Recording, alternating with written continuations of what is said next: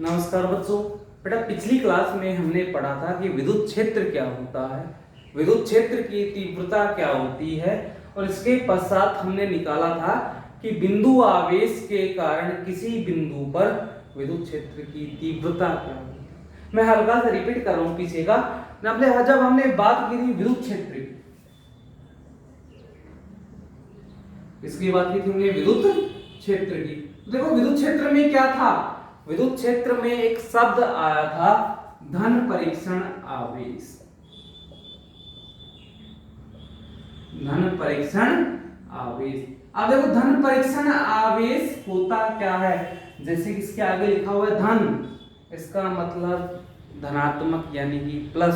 तो एक ऐसा आवेश जिस पर कैसा हो, धनावेश हो, यानी वो भी कैसा, अल्प। तो धन परीक्षण आवेश बेटा होता क्या है, एक ऐसा आवेश होता है जिस पर अल्प धनावेश होता है और जिसका खुद का कोई विद्युत क्षेत्र नहीं होता।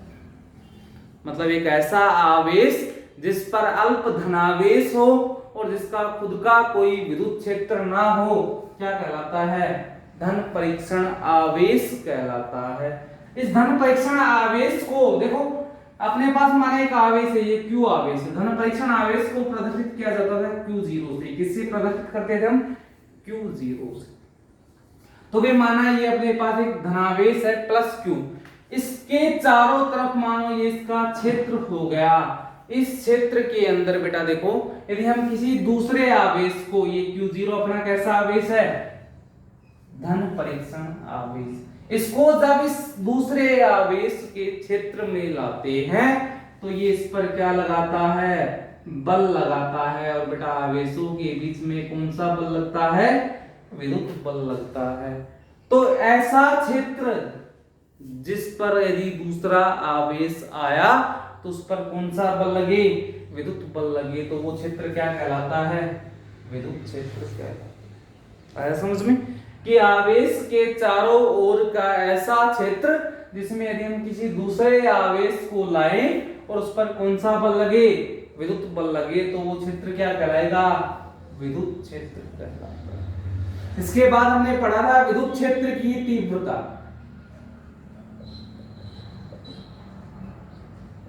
तो बेटा जो विद्युत क्षेत्र की तीव्रता थी, इसको हमने किससे प्रदर्शित किया था, कैपिटल E से प्रदर्शित किया था। और विद्युत क्षेत्र की जो तीव्रता है वो होती क्या है, तो बेटा जो बल लगा, कौन सा बल लगा, विद्युत बल क्या होता है, F। और किसके पर लगा, धन परीक्षण आवेश Q0 पर। तो इसका जो अनुपात होता है ये क्या कहलाता है, विद्युत क्षेत्र की तीव्रता। कि जब कोई धन परीक्षण आवेश कहां पर आया, विद्युत क्षेत्र के अंदर आया, तो उस पर जितना बल लगेगा वो बल और अपूर्ण में धन परीक्षण आवेश का जो मान होता है, ये दोनों का जो अनुपात है वो क्या कहलाता है, विद्युत क्षेत्र की तीव्रता कहलाता है। इसके बाद हमने बिंदु आवेश के कारण क्या निकाली थी, तीव्रता निकाली थी। और बिंदु आवेश के कारण जो तीव्रता थी बेटा वो क्या थी, अपने पास KQ अपूर्ण में R²। हमने इसके लिए डेरिवेशन किया था छोटा सा और ये मान अपने पास आया। बेटा इसका एक मान और भी था, देखो ये विद्युत क्षेत्र की जो तीव्रता होती है कैसी राशि होती है, सदिश राशि होती है। तो यदि हम इसका सदिश रूप देखें तो सदिश के लिए क्या करते हैं, सदिश का निशान लगा दो। इस तरफ क्या आया था, K नियतांक है, Q आवेश कैसी राशि होती है, अदिश राशि अपूर्ण में R²। और बेटा परिमाण को सदिश बनाने के लिए क्या करते हैं, हम उसको एकांक सदिश से गुणा करते हैं। तो इसको कर दो एकांक सदिश से गुणा, और दूरी का एकांक सदिश कितना है, R²। तो ये इतना हमने निकाल लिया था। अब हम इसके आगे का पढ़ते हैं बेटा। ये तो एक आवेश के कारण निकाला, भाई मानो अपने पास एक ऐसा निकाय है जिसमें एक से अधिक आवेश स्थित है, कि अनेक आवेश उसके अंदर क्या है, स्थित है। और उन अनेक आवेशों के कारण हम क्या निकालेंगे, विद्युत क्षेत्र की तीव्रता निकालेंगे। अनेक, या इसको बोल दो बहुल, एक ही बात है बेटा। बहुल का मतलब अनेक होता है, अनेक या बहुल आवेशों के कारण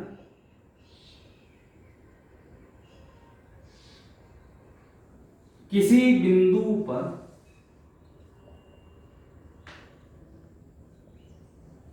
विद्युत क्षेत्र की तीव्रता,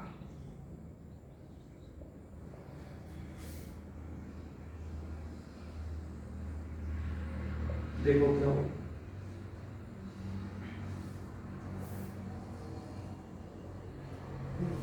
भाई माना अपने पास एक निकाय है और उस निकाय में एक से ज्यादा आवेश, यहाँ पर भाई माना अपने पास एक आवेश है Q1, यहाँ पर एक आवेश है Q2, यहाँ पर माना अपना धन परीक्षण आवेश है Q0, यहाँ पर है Q3 और इसी प्रकार से माना लास्ट में क्या आ गया Qn। ये मूल बिंदु O, इसकी इससे जो स्थिति है भाई ये होंगी इनकी स्थितियां।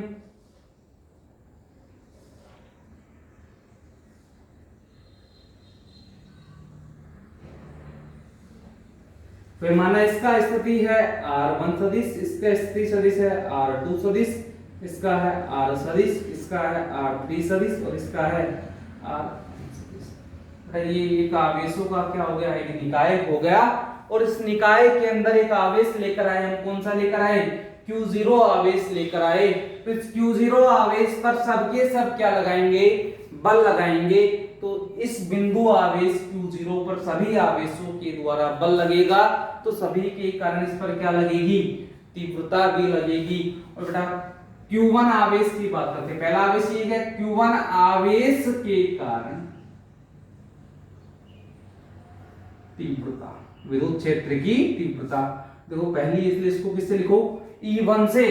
फॉर्मूला बेटा हमें पता होता है, क्या होता है, KQ अपॉन में R², ये फॉर्मूला था। आवेश कितना है 1 और देखो इसके लिए दूरी भी कितनी है 1, तो क्या हो जाएगा E1 बराबर KQ1 अपॉन में R1²। इसी प्रकार से क्या आएगा Q2 आवेश के कारण, और बेटा Q2 के कारण क्या आएगा E2 बराबर क्या होगा K, आवेश कितना है Q2 और दूरी इसके लिए कितनी है R2²। हो गया, क्योंकि धन परीक्षण आवेश के सापेक्ष तो सबकी निकल रही है, तो वही फॉर्मूला आएगा यहाँ पर। E1 बराबर क्या आएगा F1 अपॉन में Q0। F1 के लिए हम कूलाम का नियम लगाएंगे, जैसे हमने बिंदु आवेश के लिए निकाला था, और फिर अपने पास ये मान आते हैं।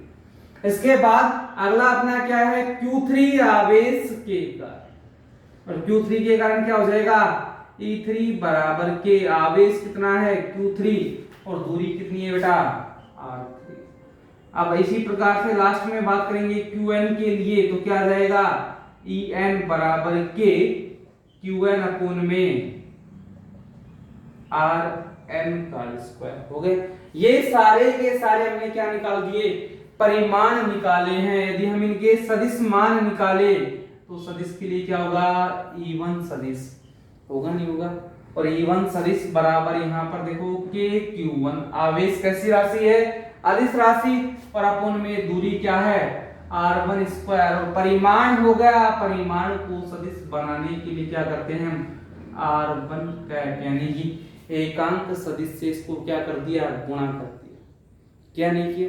अब यहाँ पर देखो बेटा मान क्या आएगा, इसको आप कैसे लिख सकते हो, इसके अलावा यदि मैं इसको लिखूं KQ1 अपॉन में R1² इंटू में R1 इंटू में R1 और अपॉन में R1, वही बात है बेटा, कट जाएंगे आपस में। तो यहां से देखो क्या आएगा मान KQ1, परिमाण गुणा में एकांक सदिश क्या बन जाता है, सदिश बन गया R1 का सदिश और अपॉन में R1 की क्यूब। ये किसका मान आ गया E1 का मान, सदिश का मान आ गया। इसी प्रकार किसका आएगा E2 सदिश का मान आएगा, और ये क्या हो जाएगा KQ2 R2 सदिश अपॉन में R2 की क्यूब।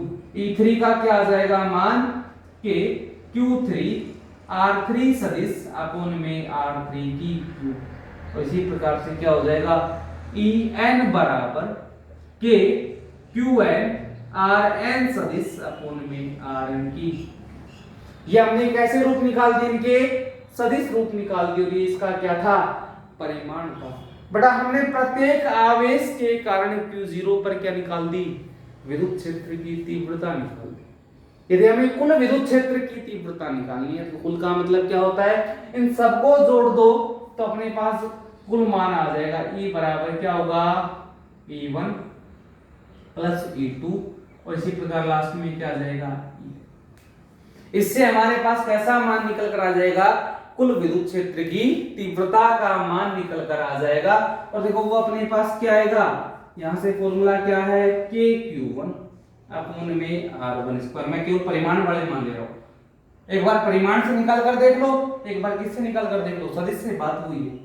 प्लस में KQ2 अपॉन में R2 स्क्वायर प्लस में KQ3 अपॉन में R3 स्क्वायर, लास्ट में मान क्या था KQN अपॉन में RM स्क्वायर। बेटा इन सब में देखो कॉमन क्या आ रहा है अपने पास, तो कॉमन आ रहा है कि अंदर क्या बच गया Q1 अपॉन में R1 स्क्वायर प्लस में Q2 अपॉन में R2 स्क्वायर, लास्ट में क्या हो गया Qn अपॉन में Rn स्क्वायर। ये हमने निकाल दिया कि अपने पास जब अनेक आवेशों का समूह है तो उस अनेक आवेशों के समूह के कारण किसी एक बिंदु पर विद्युत क्षेत्र की तीव्रता का हमने मान ज्ञात कर दिया। एक बिंदु के कारण एक पर तो निकाल दिया था, एक आवेश के कारण, अब अनेक आवेशों के कारण एक पर भी हमने क्या कर दिया, निकाल दिया। अगर हम सदिश रूप लेना चाहें तो बड़ा यहाँ पर सब पर सदिश लग जाएगा और मान कौन सा आ जाएगा, ये वाला मान लिखेंगे प्लस में, कॉमन वही किया आएगा, बाकी सारा सब पर क्या लग जाएंगे, इस बार सदिश लग जाएंगे। ठीक, अब बेटा बात करते हैं अगले टॉपिक की, और अपना जो अगला टॉपिक है वो है विद्युत बल रेखाएं, या बोल दो विद्युत क्षेत्र रेखाएं, बात एक ही होती है, चाहे आप विद्युत बल रेखाएं बोल दो चाहे उनको क्या बोल दो, विद्युत क्षेत्र रेखाएं बोल दो। तो जो अपना अगला टॉपिक है वो क्या है, विद्युत बल रेखाएं, या क्या बोलते हैं, विद्युत क्षेत्र रेखाएं।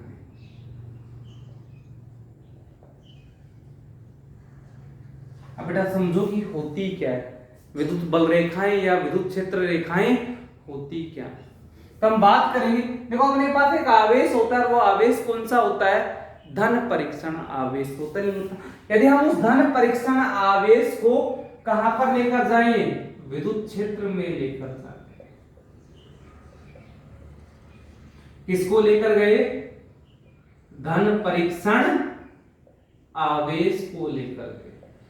तो जब हम इस धन परीक्षण आवेश को विद्युत क्षेत्र के अंदर लेकर जाते हैं तो होता क्या है कि जब ये धन परीक्षण आवेश इस विद्युत क्षेत्र में जाएगा तो इस विद्युत क्षेत्र में वो गति करेगा, क्या करेगा, गति करेगा। और जिस पथ पर, बेटा वास्तव में कोई पथ नहीं होता लेकिन हम मानते हैं काल्पनिक पथ होता है अपने पास, जिस काल्पनिक पथ पर ये गति करता है वो काल्पनिक पथ ही क्या कहलाता है, विद्युत बल रेखाएं या विद्युत क्षेत्र रेखाएं कहलाती। कि धन परीक्षण आवेश को जब हम लेकर आते हैं कहां पर, विद्युत क्षेत्र के अंदर, ऐसी स्थिति में वो जिस काल्पनिक पथ पर गति करता है वो काल्पनिक पथ है, वही अपना क्या कहलाता है, विद्युत बल रेखाएं या विद्युत क्षेत्र रेखाएं कहलाती। आया समझ में बेटा, यहाँ पर समझो, देखो विद्युत बल रेखाएं बोल दो या विद्युत क्षेत्र रेखाएं बोल दो, बात एक ही है। इनके कुछ गुण होते हैं, हम उन गुणों के बारे में पढ़ेंगे। परिभाषा आ गई समझ में कि क्या होती है, कि अपने पास एक धन परीक्षण आवेश है, उसको हम कहां पर लेकर जाते हैं, विद्युत क्षेत्र के अंदर लेकर जाते हैं। तो विद्युत क्षेत्र में जाने पर उस पर क्या लगेगा, विद्युत बल लगेगा, और उस विद्युत बल के प्रभाव में वो क्या करेगा, गति करेगा। और कैसे पथ पर करेगा, किसी काल्पनिक पथ पर गति करेगा। और ये जो काल्पनिक पथ है यही क्या कहलाती है, विद्युत बल रेखाएं या विद्युत क्षेत्र रेखाएं कहलाती है। ठीक है बेटा, अब गुणों की बात करते हैं। गुण देखो, गुण क्या होते हैं। पहला जो गुण होता है, भाई माना अपने पास कोई पृष्ठ है, मान लो ये अपने पास एक मार्कर, ये अपना पृष्ठ होगा, तो जो विद्युत बल रेखाएं होती इस पृष्ठ से निकलेंगी तो लंबवत निकलेंगी, 90 डिग्री के कोण पर इस पृष्ठ से क्या होंगी, निकलेंगी। अगर इस पृष्ठ में प्रवेश करेंगी तो भी कितने डिग्री के कोण पर प्रवेश करेंगी, 90 डिग्री के कोण पर प्रवेश करेंगी। मतलब किसी पृष्ठ से निकली तो भी 90 डिग्री पर निकलेंगी, और किसी पृष्ठ में प्रवेश करेंगी तो भी कितने डिग्री पर करेंगी, 90 डिग्री पर। इसका मतलब क्या हुआ कि ये जो होती है पृष्ठ के कैसी होती है, अभिलंबवत। कि जो विद्युत बल रेखाएं होती है वो किसी पृष्ठ के कैसी होती है, अभिलंबवत होती है। ये होगा इसका पहला गुण। अब बेटा बात करते हैं दूसरे गुण की। मैं माना अपने पास दो आवेश है, एक ये धनावेश और एक है ये ऋणावेश। तो देखो जो विद्युत बल रेखाएं होती है वो हमेशा धनावेश से शुरू होती है और कहां पर जाती है, ऋणावेश की ओर जाती है।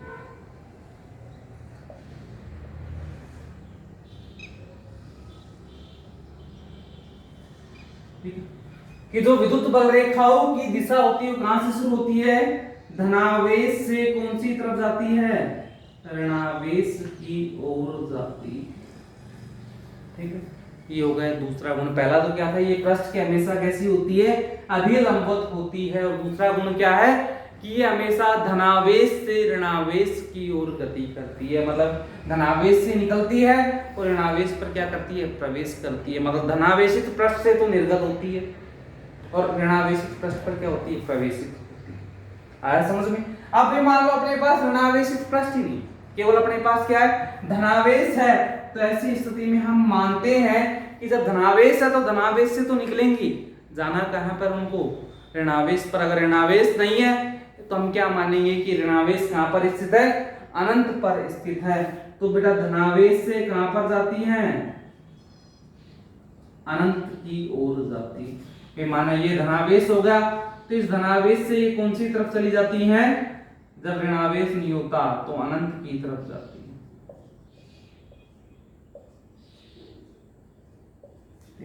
तो विद्युत बल रेखाएं धनावेश से शुरू होकर अनंत की ओर जाती। हो गया तीसरा गुण। अब बात करते हैं इसके बाद नंबर 4 की। अगर मान लो अपने पास धनावेश नहीं, केवल क्या है, ऋणावेश, तो ऋणावेश पर तो क्या करती है, ये प्रवेश करती है। तो ऐसी स्थिति में हम धनावेश को कहां पर मानेंगे, अनंत पर। तो अनंत से आती है और कहां पर आती है, ऋणावेश की ओर आती है। अनंत से कहां पर आती है, ऋणावेश की ओर। भी माना ये हो गया ऋणावेश, तो अनंत से आ रही है लेकिन कहां पर आ रही है, ऋणावेश की ओर आ रही है। ठीक है, आया समझ में। कितने गुण हो गए, 4 हो गए। पृष्ठ की कैसी होती है, अभिलंबवत होती है। धनावेश से हमेशा कहां पर जाती है, ऋणावेश की ओर। अगर मान लो ऋणावेश नहीं है तो धनावेश से कहां जाएगी, अनंत की ओर। अगर मान लो धनावेश नहीं है तो अनंत से कहां पर आएंगी, ऋणावेश की ओर आएगी। हो गया। अब इसके बाद देखो नंबर 4 की हम बात करते हैं। 3 गुण हो गए, अब नंबर 4 गुण की हम बात करते हैं। 4 हो गए, नंबर 5 की बात करते हैं। 5 देखो, जो ये विद्युत बल रेखाएं होती है जारी, ये प्लस अपने पास यहां से निकलती है आपस में। ठीक, इस बल रेखा पर मैं स्पर्श रेखा खींचता हूं। स्पर्श रेखा क्या होती है, जो उसकी सतह को स्पर्श करते हुए निकलती है। इस पर मैंने ये क्या खींच दिए, स्पर्श रेखा है, यह है स्पर्श कि ये अपने पास जो विद्युत बल रेखा है इसको स्पर्श करते हुए मैं क्या खींचता हूं, एक स्पर्श रेखा खींचता हूं। तो ये जो स्पर्श रेखा होती है ये ई की दिशा को बताती है। ई का मतलब क्या होती है, विद्युत क्षेत्र की तीव्रता। तो यदि हम विद्युत बल रेखा पर कोई स्पर्श रेखा खींचे तो हमेशा किसको दर्शाती है, विद्युत क्षेत्र की तीव्रता की दिशा को दर्शाती है। आया समझ में कि विद्युत बल रेखाओं पर यदि हम कोई स्पर्श रेखा खींचते हैं तो हमेशा किसको दर्शाती है, विद्युत बल रेखाओं की दिशा को दर्शाती है। वे मान लो इसके बाद हम अगले की बात करते हैं नंबर 6 कि अपने पास एक ऐसी जगह है, एक ऐसा क्षेत्र है जहां पर विद्युत बल रेखाएं बहुत ज्यादा, कि एक ऐसा क्षेत्र या ऐसी स्थिति जहां पर विद्युत बल रेखाएं कैसी है, बहुत ज्यादा है। तो ऐसी स्थिति में वहां पर ई भी क्या होती है, ज्यादा। आया समझ में। यदि एक ऐसी स्थिति हमें प्राप्त होती है जहां पर विद्युत बल रेखाओं की संख्या बहुत अधिक है तो इसका अर्थ क्या हुआ, वहां पर विद्युत क्षेत्र की तीव्रता ज्यादा है। क्या है, वहां पर विद्युत क्षेत्र की तीव्रता बहुत अधिक है। आया समझ में। अगर मान लो कहीं पर विद्युत बल रेखाओं की संख्या कम होगी, नगण्य होगी, तो वहां पर विद्युत क्षेत्र की तीव्रता भी कैसी होगी, कम होगी या नगण्य होगी। अगर कहीं पर विद्युत बल रेखाओं की संख्या ज्यादा है तो वहां पर विद्युत क्षेत्र की तीव्रता भी कैसी होगी, ज्यादा होगी। अगला अपने पास है कि दो बल रेखाएं जो होती हैं ये आपस में कभी भी नहीं काटती।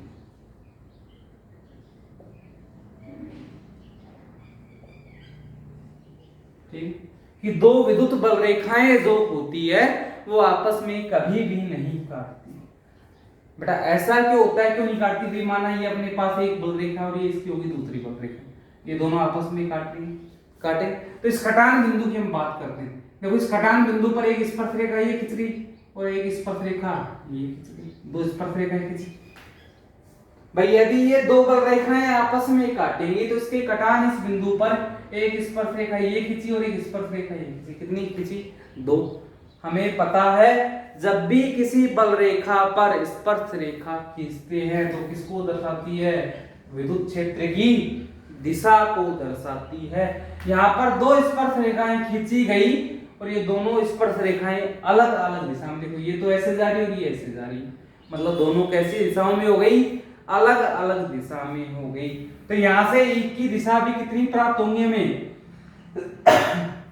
दो प्राप्त होंगी, ये भी एक की दिशा है और ये भी किसकी दिशा है? एक की दिशा। लेकिन बेटा विद्युत क्षेत्र की जो तीव्रता होती है उसकी केवल एक दिशा होती है, तो ऐसा कभी भी संभव नहीं हो सकता, इसीलिए आपस में नहीं काटती। आया समझ में कि दो विद्युत बल रेखाएं आपस में नहीं काटती, और क्यों नहीं काटती हैं? कि जब उनके कटान बिंदु पर हम स्पर्श रेखाएं खींचेंगे तो वो स्पर्श रेखाएं एक से ज्यादा होती है, और जब एक से ज्यादा स्पर्श रेखाएं खींची जाएंगी तो ऐसी स्थिति में विद्युत क्षेत्र की जो तीव्रता है, इसकी जो दिशा है, ये भी एक से अधिक प्राप्त होती है, और ऐसा कभी भी संभव नहीं हो सकता है। ठीक है बेटा, ये अपने 7 गुण होते हैं किसके? विद्युत बल रेखाओं के या विद्युत क्षेत्र रेखाओं के। इसके बाद जो अपना टॉपिक आता है वो है विद्युत द्विध्रुव। ये बेटा हम पढ़ेंगे अगली क्लास में। ठीक है बेटा, थैंक यू।